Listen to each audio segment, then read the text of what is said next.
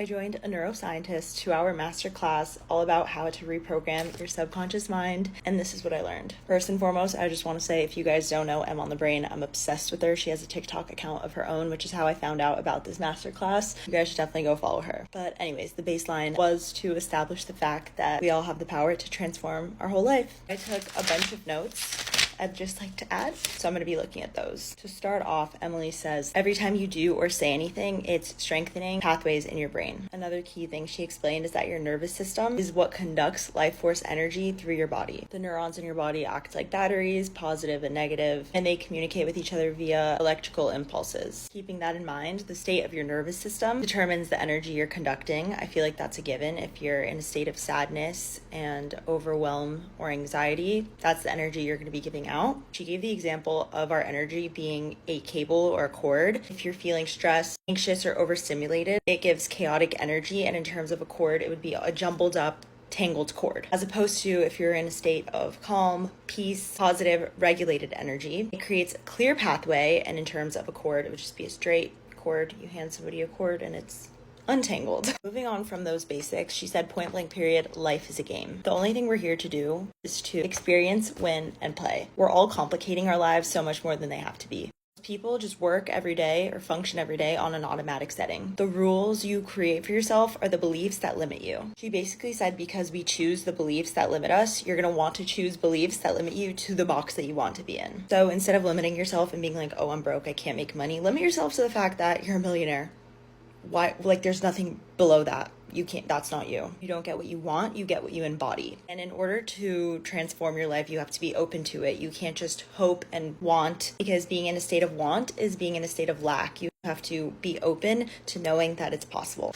Moving on, she talked a lot about neuroplasticity, which is your brain's ability to change, which I always mention in every video. She talked about how people tend to assign value to things that aren't free. When something's free, it's less valuable. But when you assign more value to something, it equals more dopamine, and then it equals increased neuroplasticity, which equals big changes. So to break that down in a more understandable way, when you give something more value, it's going to make you more happy to receive. And with that feeling of dopamine and happiness, your brain is more open to changing, as we can see.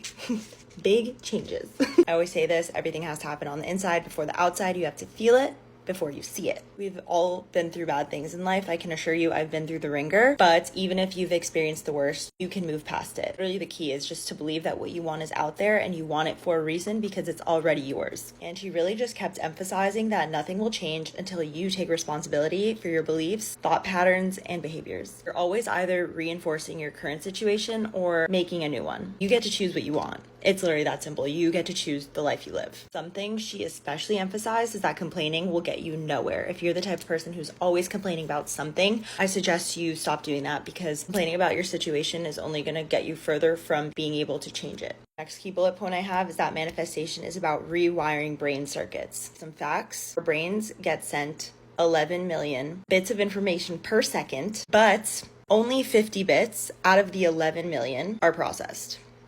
So if we put that into perspective, that literally means that we're not actually experiencing our reality. You experience your brain's version of it. Out of 11 million bits of information, all you're experiencing is the 50 bits that your brain is choosing to see. And how does the brain choose those bits? It's based on what you keep reinforcing. If you keep affirming negative things, your brain is looking for 50 negative bits. Out of the 11 million, there could be so many positive things going on that you're not even open to receiving, because you're just rewiring negativity, and that's what's being absorbed and shown to you. So if your brain is in chaos, it won't know what to filter, and so you won't be able to see what you want.